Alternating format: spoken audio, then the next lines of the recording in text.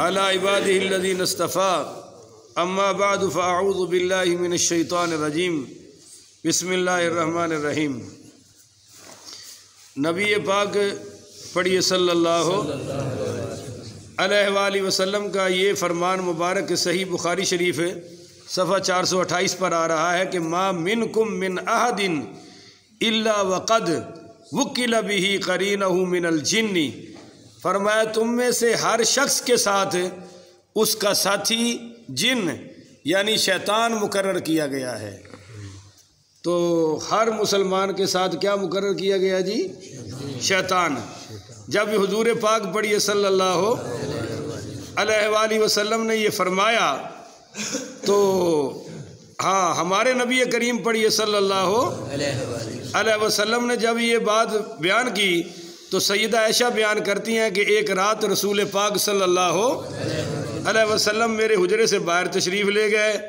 مجھے اس بات پر عجب تعجب ہوا، جب واپس آپ تشریف لائے تو میرا چہرہ دیکھ کر آپ بھانپ گئے کہ مجھے تعجب ہے۔ تو آپ صلی اللہ علیہ وسلم نے پوچھا کہ عائشہ تمہیں کیا ہوا ہے؟ تو حضور پاک صلی اللہ علیہ وسلم میں نے عرض کی کہ یا رسول اللہ، میرے جیسی عورت آپ جیسے عظیم شوہر کی جدائی پر اگر تعجب نہ کرے، غم نہ کرے تو پھر کیا کرے؟ تو رسول پاک پڑھیے صلی اللہ علیہ وسلم نے فرمایا اقد جاءکی شیطانکی، کیا تمہارے پاس تمہارا شیطان آ گیا تھا جس نے تمہارے دل میں یہ بات ڈال دی کہ میں تم سے جدا ہو گیا ہوں؟ تو پتہ چلا کہ نیک لوگوں کے ساتھ بھی شیطان ہے۔ تو میں نے عرض کیا، اماں جی عائشہ کہتی ہیں کہ یا رسول اللہ صلی اللہ علیہ وسلم کیا میرے ساتھ بھی شیطان مقرر ہے؟ آپ نے فرمایا ہاں۔ پھر میں نے پوچھا کیا ہر انسان کے ساتھ ایک شیطان مقرر ہے؟ آپ نے جواب دیا ہاں۔ میں نے پوچھا کیا آپ کے ساتھ بھی شیطان مقرر ہے؟ بھائی سن رہے ہو؟ میں نے پوچھا کیا آپ کے ساتھ بھی شیطان مقرر ہے؟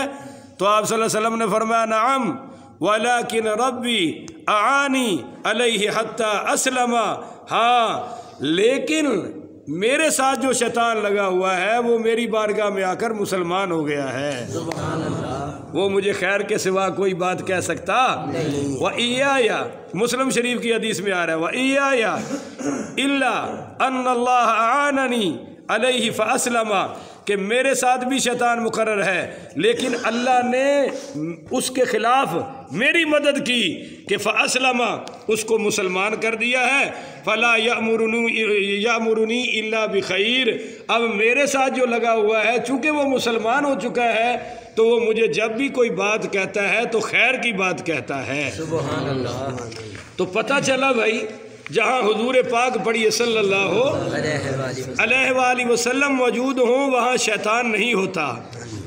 بولیے وہاں شیطان ہے؟ اور اگر ہو تو وہ حضور کی بارگاہ میں حاضر ہے، اور اگر ہو جائے تو پھر وہ کافر نہیں رہتا، وہ مسلمان ہو جاتا ہے۔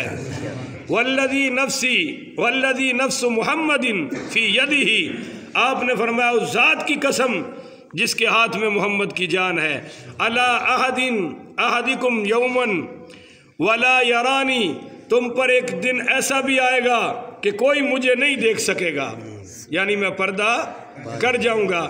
اور پھر فرمایا ثم لأن یرانی احب الیہ من اہلہ ومالہ معہم، فرمایا جب میں تم سے پردہ کر جاؤں گا میری زیارت تم نہیں کر سکو گے، تو اس وقت ہر مسلمان کو میری زیارت کرنے کے لیے اپنا اہل و عیال مال سب کچھ بھی قربان کرنا پڑے تو وہ کر کے میری زیارت کرے گا۔ سبحان اللہ۔ اور آگے پڑھیے نبی پاک پڑھیے صلی اللہ علیہ وسلم نے فرمایا لم یبق من النبوۃ الا المبشرات، آپ نے فرمایا کہ نبوت مجھ پر ختم ہو گئی ہے، اب میری نبوت میں سے میری امت میں صرف مبشرات باقی رہ گئے ہیں۔ تو صحابہ پوچھنے لگے قالوا وما المبشرات یا رسول اللہ، قالوا وما المبشرات، مبشرات کیا ہیں؟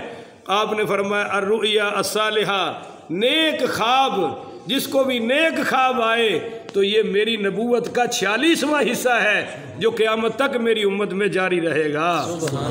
اب اس پر اگلی حدیث سنیے جو اصل آپ کو سنانا چاہتا تھا۔ جس کے لیے یہ ساری لمبی تمہید ہو گئی. من رآنی فی المنام فقد رآنی. آپ نے فرمایا جو خواب میں مجھے دیکھے وہ یہ یقین کرے کہ اس نے مجھے ہی دیکھا ہے. سبحان اللہ. ہولی سبحان اللہ. سبحان اللہ. بھائی خواب میں جو مجھے دیکھے من رآنی فی المنام فقد رآنی، وہ سمجھ لے کہ اس نے مجھے ہی دیکھا. کیوں؟ فإن الشیطان لا يتمثل فی صورتی. فرمایا کہ شیطان کبھی بھی میری صورت بنا کر کسی خواب میں نہیں آ سکتا. لہذا جس کے خواب میں آیا ہوں تو میں ہی آیا ہوں. اور آپ نے فرمایا ومن کذب علی متعمدا، ہاں جو مجھ پر جان بوجھ کر جھوٹ بولے گا، ایسے ہی کہے گا جی مجھے حضور کی زیارت ہوئی ہے، مجھے حضور نے فلاں بات فرمائی ہے، مجھے فلاں بات فرمائی ہے، اور حضور نے فرمائی نہیں. تو فرمایا من کذب علی متعمدا فلیتبوأ مقعدہ من النار. جو مجھ پر جھوٹ بولے جان بوجھ کر، سمجھ لو کہ اس کا ٹھکانہ جہنم میں ہے. مگر جس نے مجھے خواب میں دیکھا ہے اس نے واقعی مجھے خواب میں. اور اگلا مسئلہ یہ ہے سنی مسلمانوں کہ جس کو خواب میں کچھ چیز حضور دے دے تو پھر وہ خواب ختم بھی ہو جائے تو چیز پاس ہی رہتی ہے. سبحان اللہ. کیونکہ حضور نے دی ہے. جیسے قصیدہ بردہ شریف امام بصیری رحمۃ اللہ علیہ کو حضور نے چادر عطا فرمائی، تو جب آنکھ کھلی تو چادر ان کے پاس تھی اور ان کے چہرے پر وہ داغ تھے برس کے. جب سرکار دو عالم صلی اللہ علیہ وسلم نے خواب میں ہاتھ پھیرا تو فرماتے ہیں خواب میں میرا چہرہ بہت خوبصورت ہو گیا، پر جب صبح آنکھ کھلی تو چہرہ میرا واقعی خوبصورت ہو چکا تھا. یہ زیارت مصطفیٰ کی برکتیں ہیں جو قیامت تک جاری رہیں گی. بولیے ختم نہیں ہو سکتی. حضرت امام عاصم کوفی سارے پڑھیے رحمت اللہ. یہ جو اب دنیا میں قرات چل رہی ہے قرآن کی، یہ انہی کی قرات ہے. امام عاصم کوفی دیوبندی بھی انہی پر پڑھتے ہیں، اہل حدیث بھی قرآن اسی قرات پر پڑھتے ہیں، اور سنی بھی اسی قرات پر پڑھتے ہیں.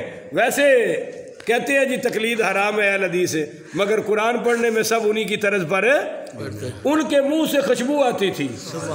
ہر وقت خوشبو آتی تھی، اور ایسی خوشبو کہ دنیا کی کوئی خوشبو ان کا مقابلہ نہیں کر سکتی تھی. اور وہ ایسے قرآن کے عاشق تھے کہ 24 گھنٹے قرآن میں مصروف رہتے تھے، اور جب سوتے تھے تو پھر سوئے ہوئے بھی ان کی زبان سے قرآن کی تلاوت جاری ہوتی تھی.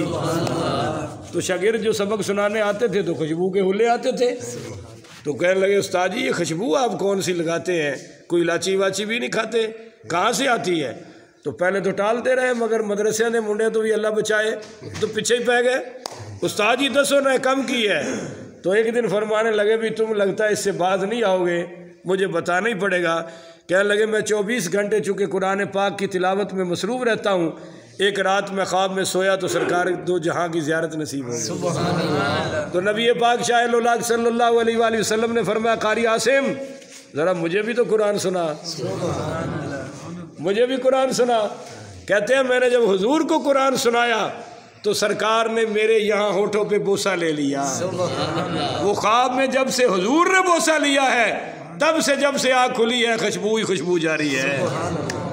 اور شیخ سعدی رحمۃ اللہ علیہ فرماتے ہیں کہ جب میں نعت شریف بنا رہا تھا بلغ العلا بکمالہ کشف الدجا بجمالہ حسن الجمیع، کہتے ہیں اگلا شعر مجھے آ ہی نہیں رہا تھا.